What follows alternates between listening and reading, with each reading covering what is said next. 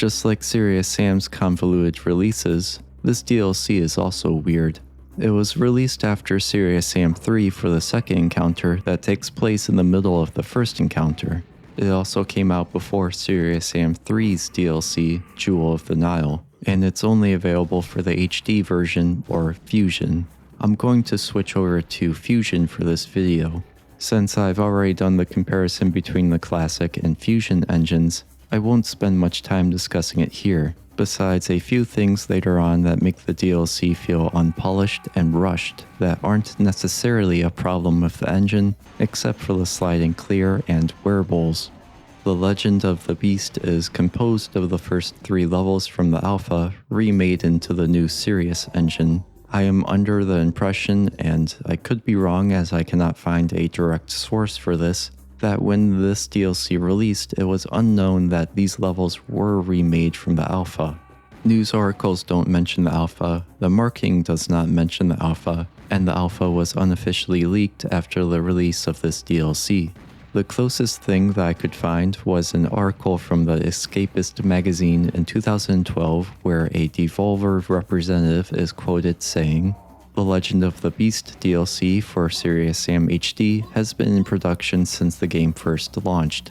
Admittedly, you can interpret that statement in a couple of different ways, yet it's the only thing that I can find to tie any official statement to the DLC being remade alpha levels. The Serious Sam fandom wiki does mention that Crow Team confirmed that the DLC levels come from the alpha, but does not give a source, nor can I find that source. It is a bitter taste knowing that these were marketed as new levels. While it's technically true, it is still misleading.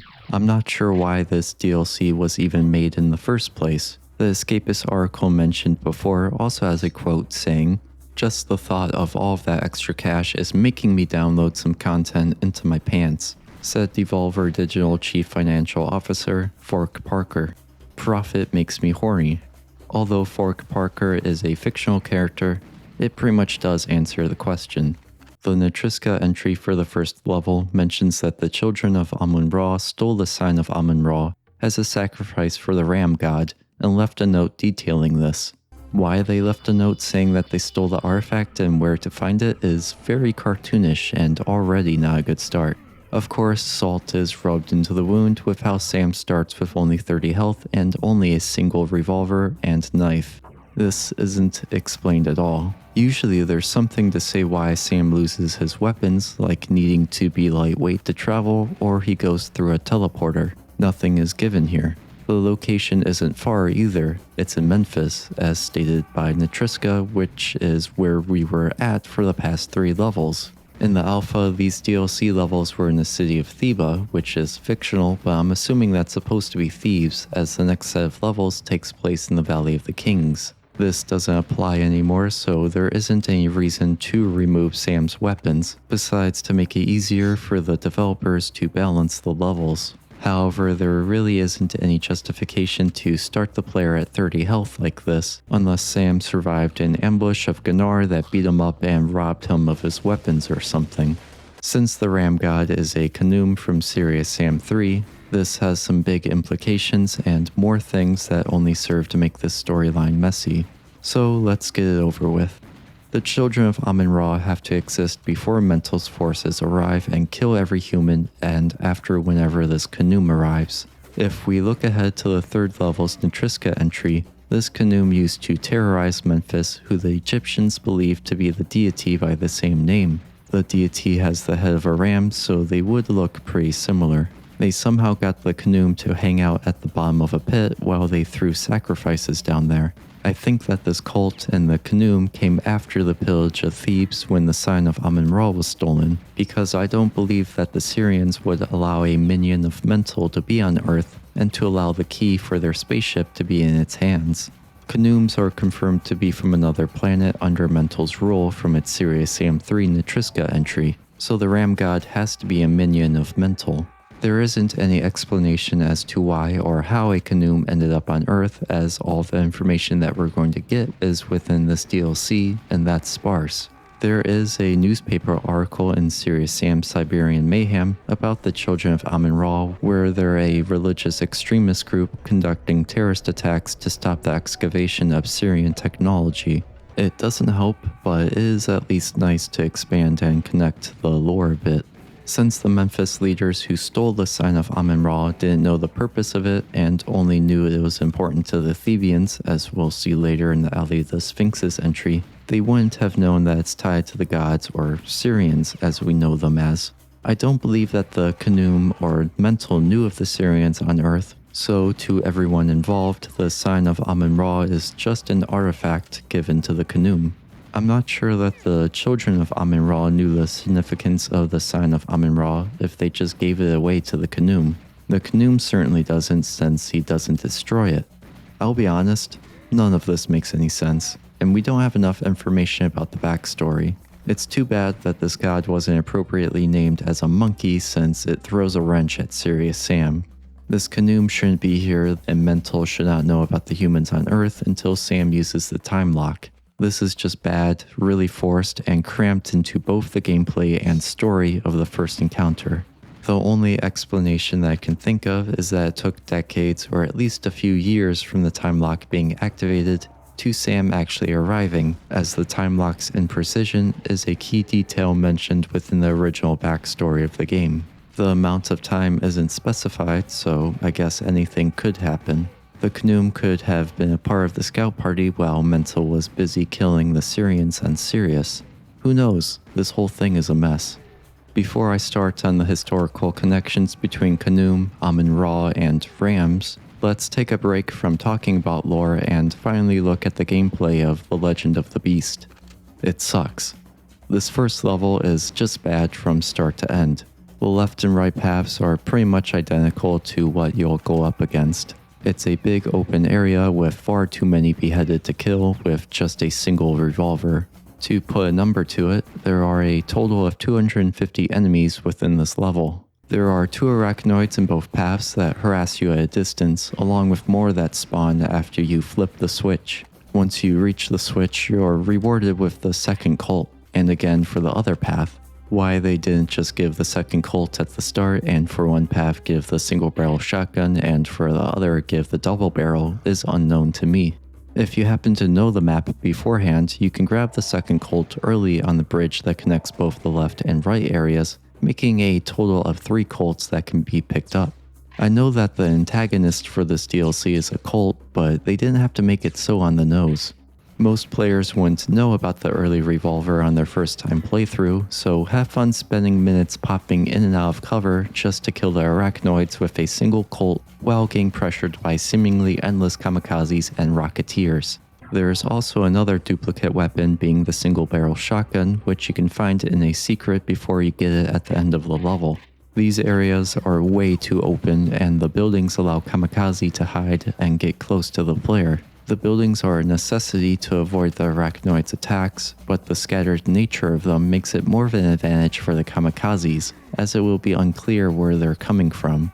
Getting hit by one is basically putting you on death's door on Sirius, as the best health that you're going to get is in a secret containing a plus 50 health pack, and another secret with a plus 100 armor. The rest are, on average, plus 10 health or plus 5 armor pickups. Not to forget the arachnoids' attacks that whittle down your health the moment you step out of cover.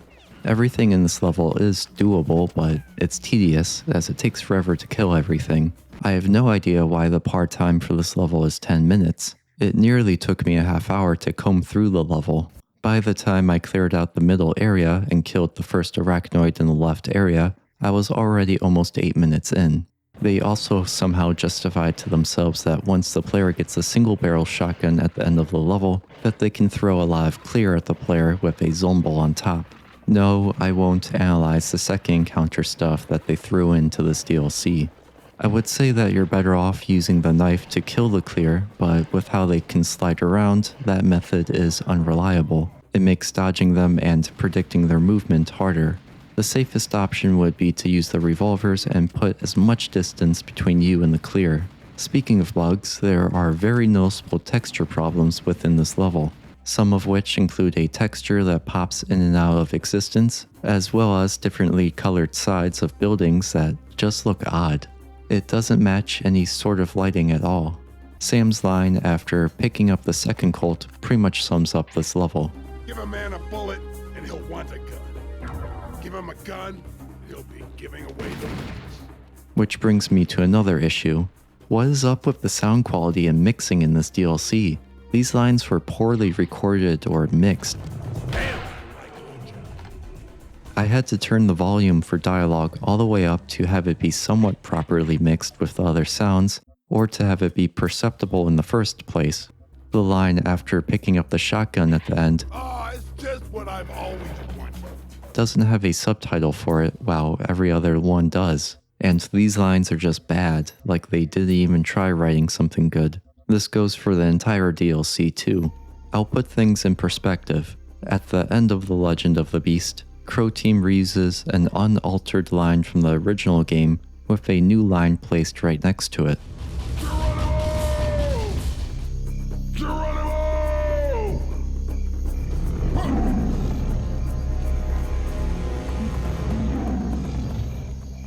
Final beefy opponent. It's just what I've always wanted. It's just what I've always wanted. I appreciate that Sam talks more in the DLC, but let me show you some more examples.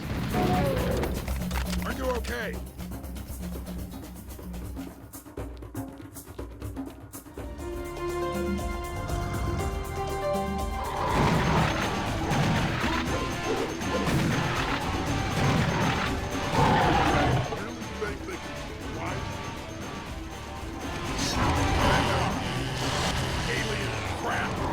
Go on. Let me make your day. Are you tired? Take a nap. At this rate, I'll be able to set up my own fast food chain. Shut up. I will, however, give praise for this one-liner, which I think is a good one. Final beefy opponent. So far, these levels being based on an alpha really shows.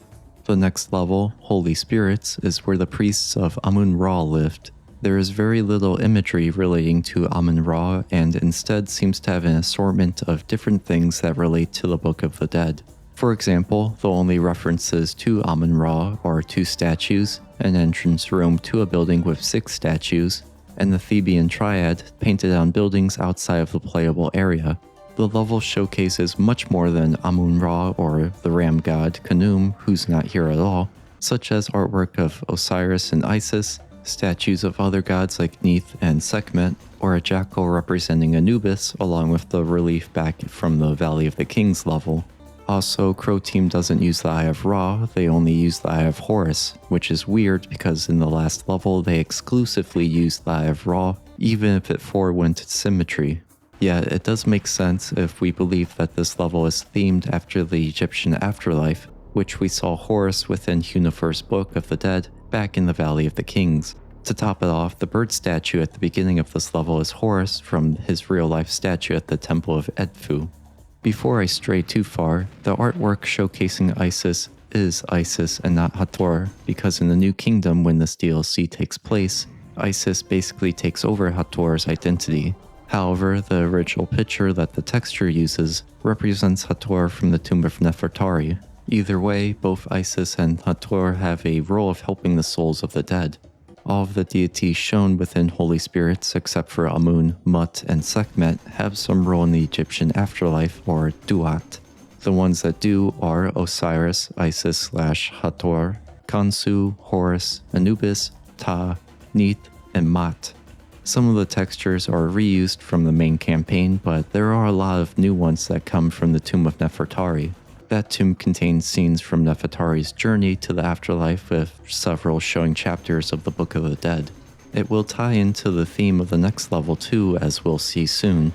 Some of the artwork used from Nefertari's tomb include Osiris, Isis/Hathor, and Inmutef priest, and the ceiling art in an underground room in the level features the same star design as her tomb, but this is also found in other real-life tombs as well.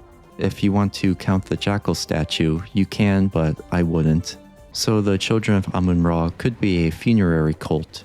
Only 4 textures sounds small, however that's a lot in Serious Sam standards. You'll see the same ones plastered everywhere. Even though the textures had some thought put into them, the use of them didn't. A lot of them feel tacked on. Let me show you where I'm coming from. One of the wall textures comes from the Tomb of Ramses IX. It depicts Ramses IX on the right hand side, offering an image of the goddess Mot to both Ta, the person with the beard, and Mot, the person by Ta's legs. The next scene is a mummified form of Ramses IX with a scarab and the sun. You will see this artwork everywhere in this level. Serious Sam is no stranger to copy and pasting textures, but here it is much more noticeable as they cut off unnaturally.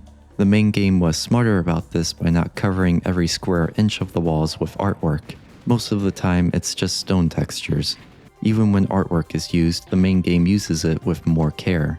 In the Valley of the Kings, they use a repetitive texture with a bunch of people close together so that when it is cut off or mushed together with another wall, it can help obscure any blemishes. The only spot I can remember in the main game that had bad texture work was in Sacred Yards with the gods giving each other handies. The DLC also has some over-the-top copy and paste work that makes it hard not to notice it. If you care about immersion, you won't find it here. No one stopped to think or check on how much they were repeating the same textures. Bouncing off of that, this level starts off more of the same as the last level. A good amount of beheaded, arachnoids, and some zombies thrown in. You'll still be doing a lot of cover shooting with the revolvers for a while. Throughout this level and a little bit in the next but not as much, there are a lot of spawner sounds that go off. They typically happen where you won't see the enemies teleporting in, and always left me wondering if something is about to ambush me. It's a bit jarring coming off the main game where you usually see the enemies spawn in. Those enemies instead spawn outside of the building or outside of the player's view, usually to populate an area that the player already cleared. The spam of fodder enemies like Beheaded and Gunnar is very apparent in this level as well. Crow Team was kind enough to give the player the chainsaw early on, which is very welcomed. Melee weapons are much more useful in the DLC, in particular this level, for their high amount of damage and the occasional close quarters area. They're the best source of damage that you're going to have until the next level. Of course, you're going to need to resort to the revolvers for any and all medium to long range fights until near the end of this level. I found myself using melee weapons and the revolvers more than I ever have before. So I guess props for Crow Team for making these weapons viable, even though they're pretty much our only options.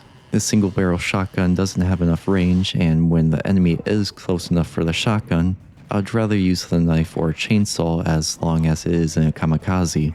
Crow Team does have some good use of fodder enemies despite some moments of spam where not much care is put into the fight. For example, the first alley after getting the stone key utilizes the Gunnar well.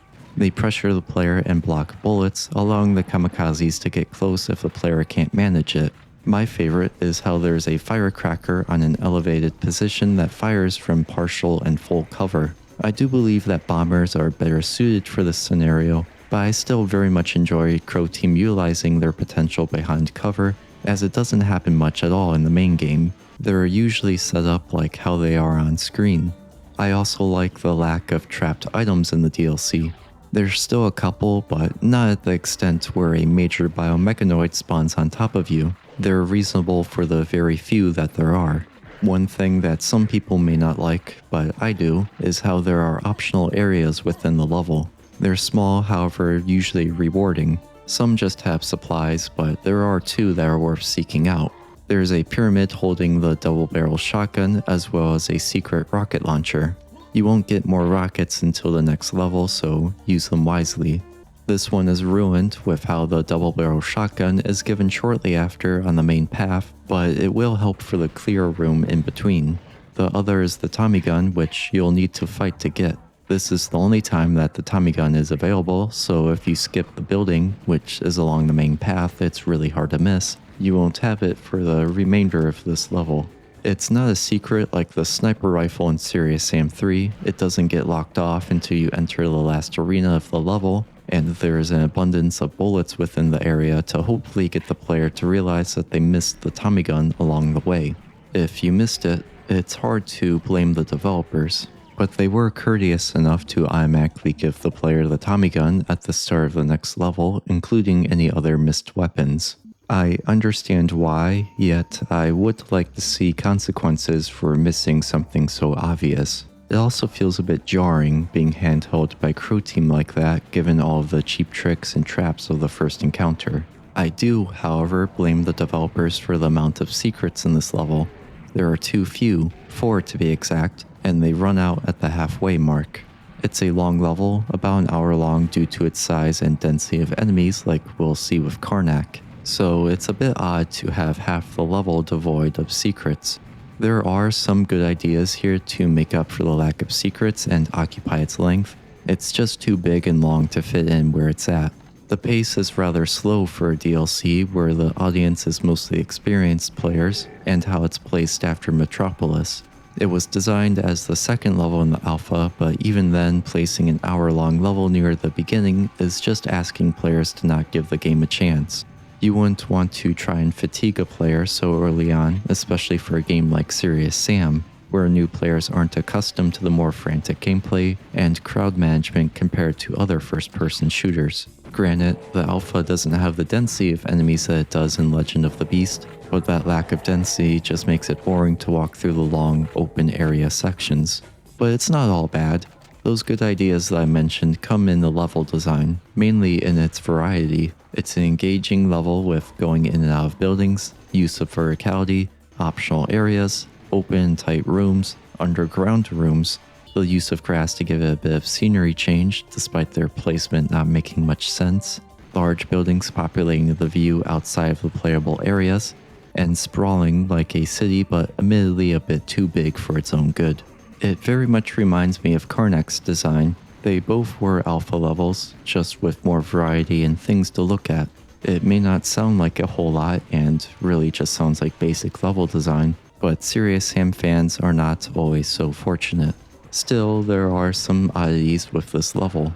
That clear room that I mentioned when talking about the double-barrel shotgun has really weird AI. The clear do not come at you all at once like they usually do. I think it's because they're programmed to follow a set path and don't have the agency to deviate from that path, besides throwing balls and chains, until they finish it. It happens again later around the building that the Tommy gun is in. The clear will actively avoid the player, despite the player shooting at them to follow their predetermined path to a fault. It adds to the feeling that the DLC is unfinished or unpolished. Fusion does have good pathfinding. We can see this with other enemies such as the Zumbel entering the building to reach the floor that I'm on. So this is some sort of programming error that was never caught, or they knew and shipped it anyway. We'll see this again in the next level. Another oddity is the lack of Netriska communicating with Sam. Whenever Sam encounters a locked door, Netriska sends a message. In this DLC, locked doors are now a cutscene showing the key.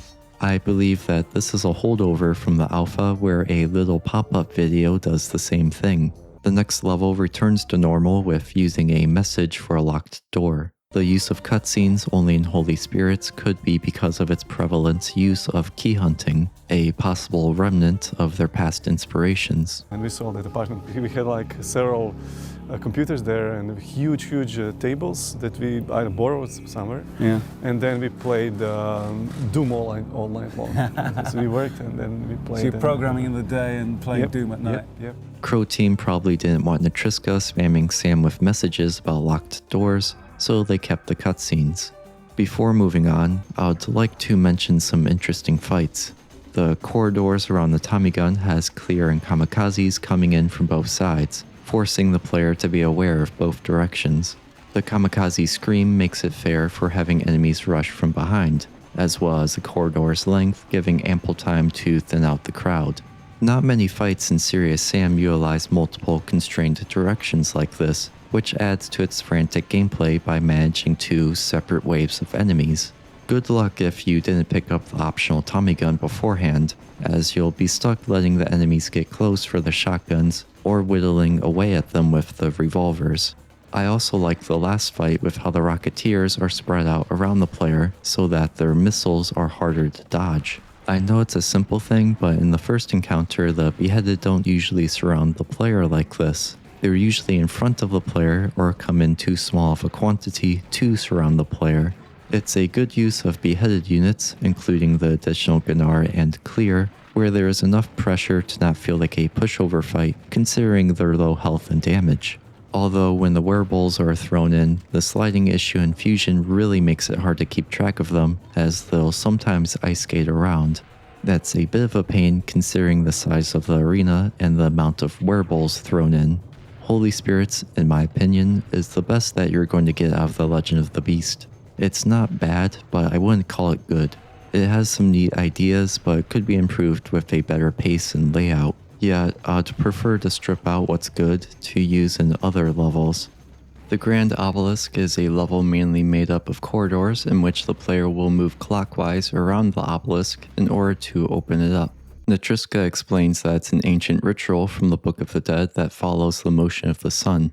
In reality, you just need a key that is at the back of the obelisk, and the corridors are locked unless you go in a clockwise direction. The motion of the sun is part of a ritual in multiple Books of the Dead. The deceased soul, or in particular their Ba, would ride with Ra on his solar bark during the day, then return to their corpse during the night.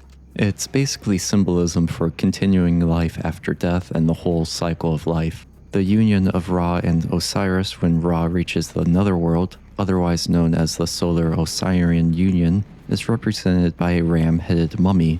It is a nice bit of trivia that ties into the story of the DLC, but wait, there's more. The ram god is, or is posing as, the ancient Egyptian god Khnum. It's rather unclear from just the game. The Making of Serious Sam 3 video gives a more definite answer that the Khnums are the Egyptian god of the same name. Jedan od tih jačih neprijatelja je sam Khnum, a to je zapravo egipatski bog čije tijelo je dvonožno, a glavu ima kao odbikan. Znači, bogovi su zapravo neka od čudovišta iz tog univerza.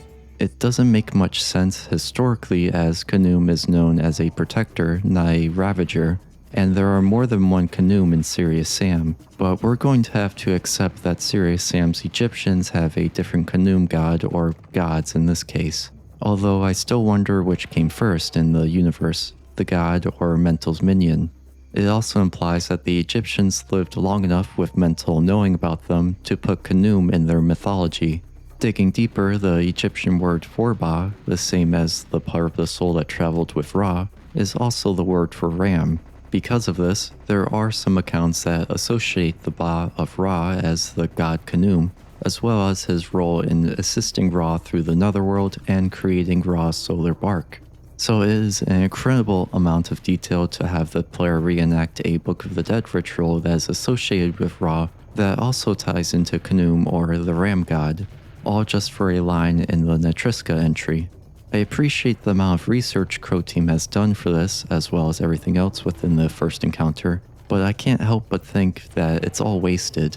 The story never utilizes the many layers of connections beyond trivia, nor incentivizes the player to dig for them. It's cool and fascinating stuff that brings a new appreciation for Serious Sam's story, despite how disorganized it is.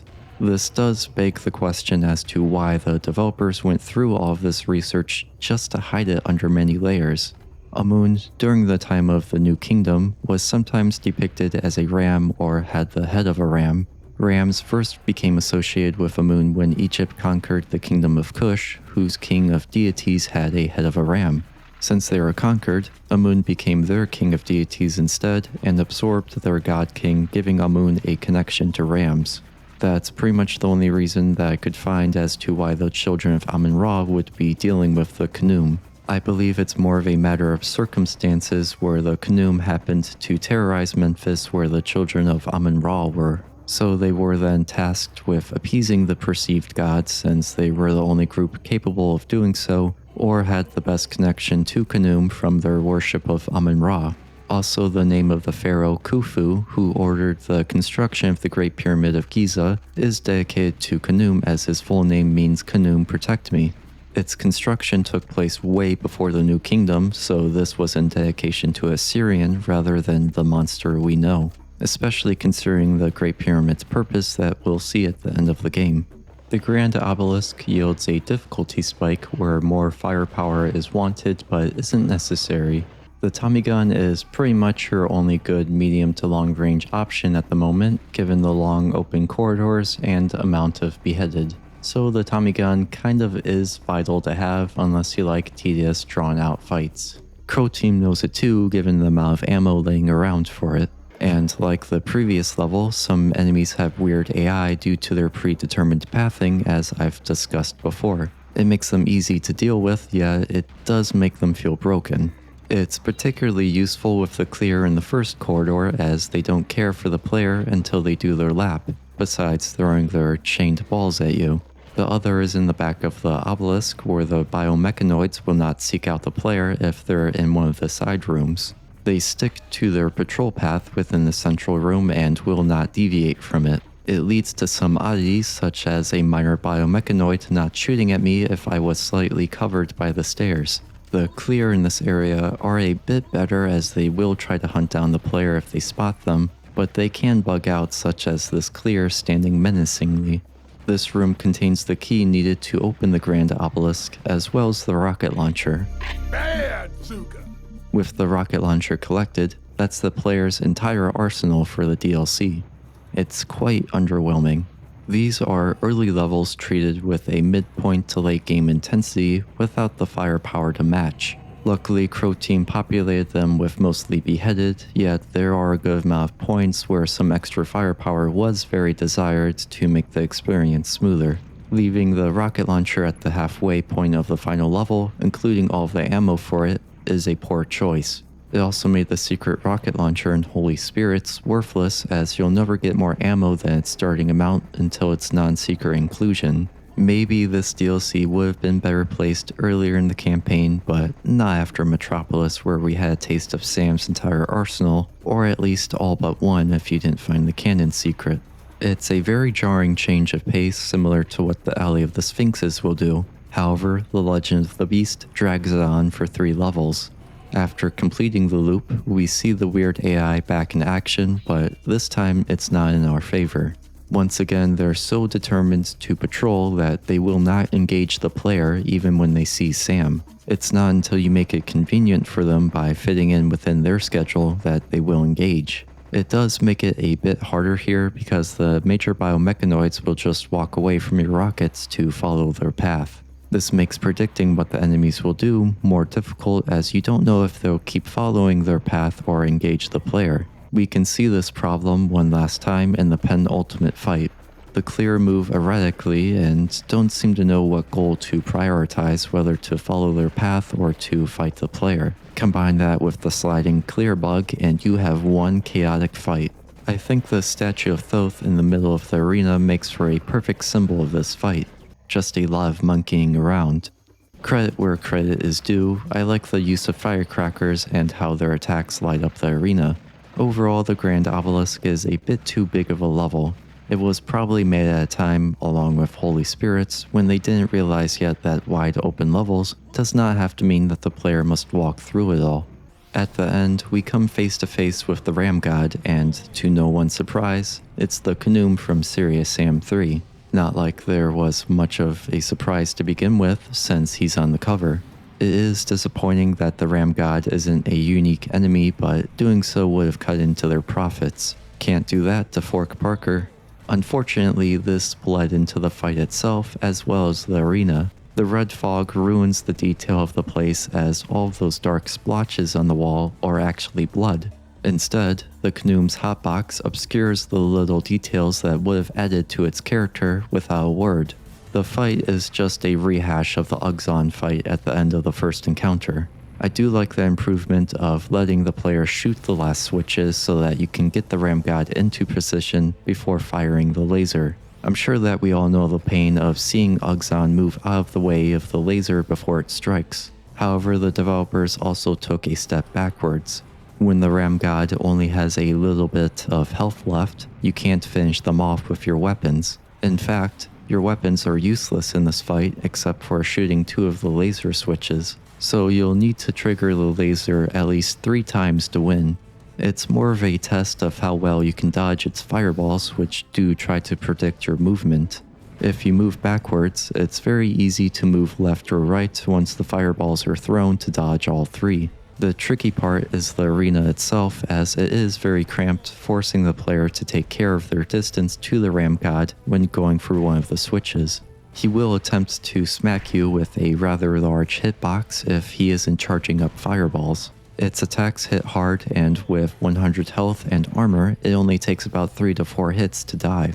Just like this fight, the ending is underwhelming and really feels thrown together. Let's have a watch.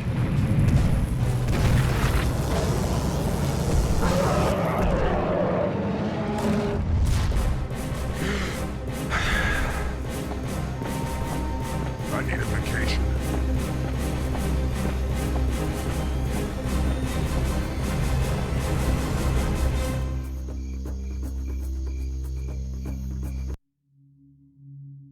I'm not sure where Sam is walking to in that dead-end hallway. They did ruin a perfect chance to have Sam walk in the desert into the sunset, as that would lead up to Alley of the Sphinxes very well. Also, how does Sam get out of that hole? I didn't see a way out when playing. Overall, this DLC feels like it isn't finished, as if its alpha origins are seeping into the product. The dialogue is messed up, there's lots of unnecessary walking, it doesn't fit well with the base game, it has a poor arsenal where the revolvers are the only good medium to long range weapon until halfway through the DLC, and it's stuck in the early game of mainly fighting Beheaded, which they are spammed like clear without a good fire rate weapon given to the player to appropriately deal with those numbers, so that the pace doesn't slow to a crawl from having to shoot one at a time. Given how this DLC came out only 6 months after the release of Serious Sam 3, the consistent need to take cover from arachnoids due to the lack of significant firepower is a very baffling design oversight in the context of their no cover all man marketing tagline for Serious Sam 3 BFE. I do like how it's an official way to play some of the alpha levels, and I think it should have been made as such, instead of a DLC that's forced into the middle of the first encounter.